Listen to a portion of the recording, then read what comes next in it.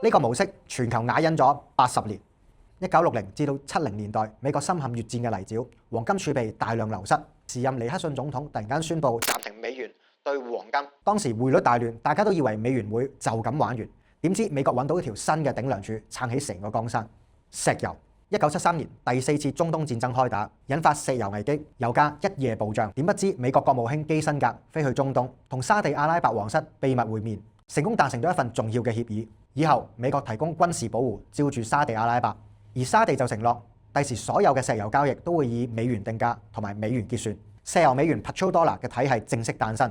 亦都因為係咁，美國唔使再買人哋怕，想印銀紙就瘋狂咁印，赤字通脹就由其他國家埋單。而我哋關心嘅係手頭上用美元計價嘅資產，風險會唔會越嚟越大？而每個人承擔風險嘅能力都唔同，最穩陣嘅做法永遠係分散風險。